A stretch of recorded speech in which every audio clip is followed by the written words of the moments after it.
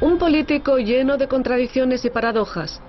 A lo largo de casi 20 años, su nombre no se mencionó en la prensa soviética, pero muchos siguieron recordándole, a menudo después de su dimisión. Prometió públicamente que la Unión Soviética alcanzaría e incluso superaría a Estados Unidos. También se comprometió a establecer plenamente el comunismo en su país para 1980. Creía en todo esto y se lo hacía creer a los demás. Intentó poner fin a la Guerra Fría, pero fue precisamente cuando estuvo en el poder que el mundo se abismó a un paso de la guerra nuclear. Le trajeron al poder los colegas de Stalin, y con sus propias manos él desmitificó el culto a la personalidad de su antecesor. Hasta hoy sus actuaciones públicas se consideran las más contradictorias y singulares respecto a las de todos los otros líderes soviéticos. Khrushchev fue enviado de Moscú a Kiev en calidad de nuevo líder partidista de la República de Ucrania. Aquel exmecánico con escasa educación se convertiría en un orador masivo. Los enemigos de la clase obrera, los enemigos del pueblo, nos están mirando con miedo. Ellos sabrán por experiencia propia de lo que es capaz la gente de las fábricas, y los trabajadores en general si eliminan a los explotadores y se hacen con el poder. Un momento crucial llegó en febrero de 1956 en Moscú. Se desarrollaba la 20ª sesión del Congreso del Partido Comunista Soviético. El líder Nikita Khrushchev interviene con su conocida ponencia que da cuenta de la envergadura de las represalias políticas de los años 30. Khrushchev adjudicó la responsabilidad de las purgas a Stalin y se mostró muy claro: en el país empezaba una época de cambios.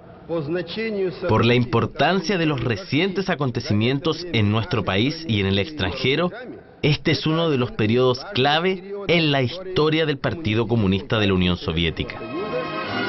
Los cambios llevados a cabo detrás de los muros del Kremlin repercutieron inmediatamente en la vida de todo el país. Miles de presos políticos fueron rehabilitados y volvieron a sus casas. En la política interior se aplicaron las concesiones significativas que pasaron a la historia bajo el nombre de el deshielo de Khrushchev.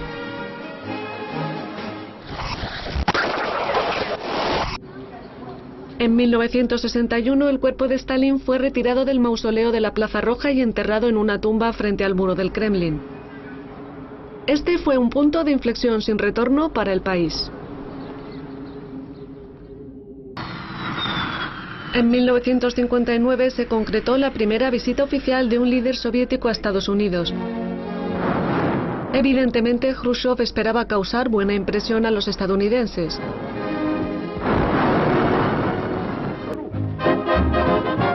Por primera vez, Occidente veía a un líder del comunismo soviético como a un ser humano que se portaba abierta y sinceramente en público. Mientras recorría el país, Khrushchev siempre estuvo dispuesto a conversar con los estadounidenses comunes. Su anécdota más memorable fue durante la Asamblea General de la ONU de octubre de 1960.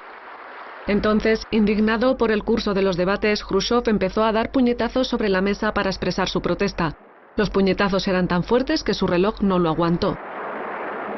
Él echó un vistazo a su reloj y se dio cuenta de que se había parado a causa de los golpes que daba a la mesa.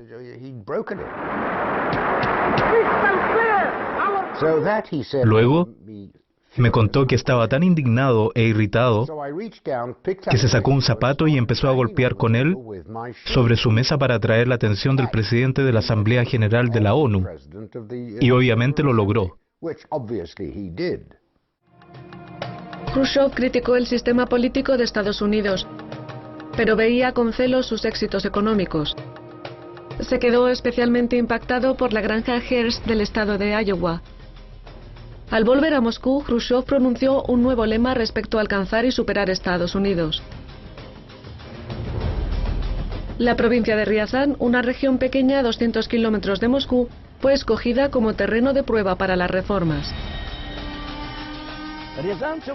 A los habitantes de Riazán se les propuso ser promotores de las nuevas ideas de Khrushchev.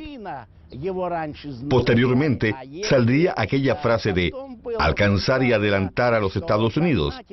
Entonces, había un dicho popular: afírmate, vaca del estado de Iowa. Pronto, Alexei Larionov, el líder del Partido Comunista en Riazán, prometió públicamente entregar al Estado el triple de producción de carne que se esperaba para el plan anual. Khrushchev decidió visitar Ryazan para apoyar en persona a los agricultores. Con ellos se reunió en un centro local.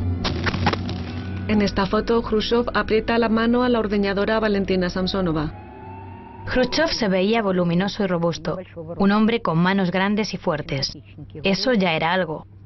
Así es que él dice que nosotros estamos para cumplir su plan de producir 3 veces más carne que antes. Pero, ¿cómo se supone que harás eso? Un ternero tarda 1 año en crecer, no un par de días. Para mantener la promesa dada a Khrushchev se sacrificó todo el ganado en las granjas colectivas de la región de Ryazan. Los agricultores incluso se vieron obligados a enviar a sus propias vacas al matadero. Cuando eso ya no sirvió, las autoridades locales enviaron falsos documentos oficiales para exagerar la cantidad de carne y la leche entregada. La población local intentó advertir a Moscú acerca de este falso aumento productivo, pero tal preocupación fue en vano. Al final, el plan de suministro de carne se cumplió, aunque por supuesto solo en el papel. El líder partidista de la provincia de Ryazan fue personalmente condecorado por Khrushchev por los logros sobresalientes en la economía con el título de Héroe de la Labor Socialista. Pero al año siguiente las falsificaciones se develaron. La campaña de alcanzar y adelantar a Estados Unidos gradualmente se redujo a la nada. A las dificultades económicas se sumaron problemas en la política exterior. En 1960, en los Urales, fue abatido un avión de reconocimiento norteamericano. El piloto, Harry Powers, sobrevivió. Durante un interrogatorio confesó estar trabajando para el Servicio de Inteligencia de Estados Unidos. En mayo de 1960, a Nikita Khrushchev se le enseñaron los fragmentos del avión abatido y los equipos de espionaje. Se generó un escándalo internacional. El presidente Eisenhower quería reunirse conmigo, pero yo creo que uno no puede ir a comer donde antes ha ensuciado. Son normas elementales, como se sabe. El presidente estadounidense está jugando un truco sucio a la Unión Soviética, pero ahora dice que quiere comer con Khrushchev. ¿Cómo podría recibirle entonces? La Guerra Fría dio una nueva vuelta. Khrushchev dio la orden de que la Unión Soviética renovara las pruebas nucleares. La bomba de hidrógeno más potente del mundo y que fue creada en la época de Nikita Khrushchev se exhibe actualmente en el Museo Nuclear de la ciudad de Sarov. Su potencial destructivo supera 20 veces al de todos los explosivos usados durante la Segunda Guerra Mundial si se juntaran. En octubre de 1961 se tomó la decisión de probar la mitad de su potencia.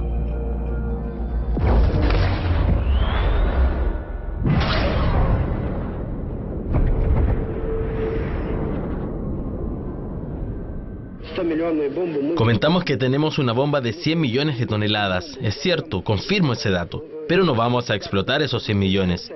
Eso es porque si lo hiciéramos, en alguna parte podrían romperse las ventanas de nuestra casa. Por eso no hace falta hacerlo. El que Khrushchev estuviera tan seguro de poseer el arma más fuerte del mundo por poco lleva a este a una catástrofe. Así, como respuesta al despliegue de cohetes de alcance medio de carga nuclear en Turquía por parte de Estados Unidos, Khrushchev mandó desplazar un armamento soviético equivalente a Cuba y establecer el estado de máxima alerta. La noticia hizo cundir el pánico en la Casa Blanca. El presidente Kennedy se vio presionado por sus cercanos y ante todo por sus generales. El general Taylor llamó a un inmediato bombardeo. Usando 500 aviones no quedará nada de la base de cohetes rusa en Cuba, dijo. Pero Kennedy se mostró cauteloso. Él proclamó una cuarentena a Cuba, lo que era algo cercano a un bloqueo completo. Al final, la crisis de los misiles cubanos se superó. Los cohetes soviéticos fueron retirados del territorio de Cuba y Estados Unidos prometió no emprender esfuerzos para derrocar el régimen de Fidel Castro. Sin embargo, el mundo vivió casi 2 semanas al borde de una guerra nuclear.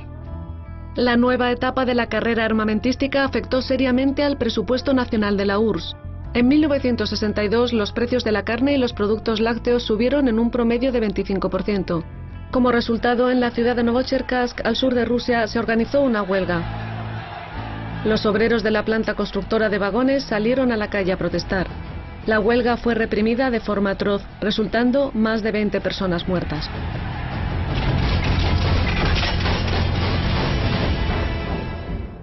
Luego se llevaron a cabo las detenciones masivas. Ahora bien, algunos detenidos fueron condenados a ser ejecutados, y Nikita Khrushchev estaba al tanto de esto. Durante su intervención en una reunión del Partido Comunista, se salió de su programa para validar el acto.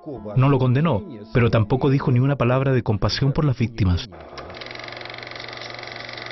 La caza era uno de los pocos pasatiempos de Khrushchev. Documentos de la época filmaban estos acontecimientos tanto como sus visitas al extranjero. Las películas se editaron de manera que mostraran que cada uno de sus disparos daba en el blanco. Sin embargo, en 1964 era Khrushchev quien se había convertido en un blanco. Sus más cercanos colaboradores estaban fraguando una conspiración a sus espaldas. Un mes antes de que ocurriera, le avisé a mi padre que se preparaba un complot encaminado a sacarle del poder. Me lo había comentado un funcionario del KGB. Justamente, al pasar una semana después de mis palabras, mi padre se fue de vacaciones sin examinar esta urgente información. Sin embargo, él dejó a un lado su autoprotección. Era su manera de decir a sus rivales, hagan lo que quieran. Los conspiradores despojaron de sus poderes a Khrushchev y le forzaron a jubilarse. Leonid Brezhnev ocupó el cargo del secretario general del Comité Central del Partido Comunista Soviético. En los primeros días de su dimisión, a excepción de sus familiares, todo el mundo le dio la espalda a Khrushchev. Es cierto que se rindió sin oponer resistencia. Él debió darse cuenta de que no tenía oportunidad alguna de ganar la batalla por el poder. De todos modos, se trató de una gran tragedia para él, porque sus más cercanos colaboradores lo habían traicionado. Khrushchev fue enviado a una especie de exilio político. Le otorgaron una casa de campo en las afueras de Moscú. En octubre de 1971, Nikita Khrushchev murió. Ahora en Moscú se están demoliendo los edificios de 5 pisos construidos en la época de Khrushchev. En la URSS siempre existió el problema del déficit de viviendas. Khrushchev intentó resolverlo mediante la construcción masiva de estos bloques de edificios conocidos en el pueblo como Khrushchevkas. Actualmente tienen un aspecto lúgubre, pero en aquellos tiempos eran un avance significativo en la construcción de casas residenciales. Entonces era una verdadera fiesta. La gente salía de la penuria y la suciedad de sótanos horribles para mudarse a nuevas viviendas. En la recta final de su vida, Khrushchev nunca habló de la desmitificación del culto a Stalin. Ni siquiera se achacaba el mérito de haber rehabilitado a los presos políticos, pero con orgullo sí contaba que había entregado casa a miles de personas. Es decir, siempre pensaba en la gente humilde. Incluso después de su muerte, las paradojas persiguen a Khrushchev. Su hijo Sergei lleva muchos años viviendo y trabajando en Estados Unidos, país que su padre quería alcanzar y adelantar.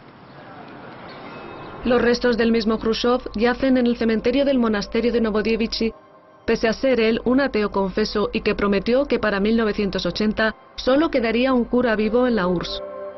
A veces los visitantes que vienen de excursión empiezan a discutir acerca de la personalidad de Khrushchev precisamente al pie de su tumba y con el inusual monumento en blanco y negro como telón. La cuestión sobre qué prevalecía en este hombre, si lo oscuro o lo claro, aún sigue pendiente.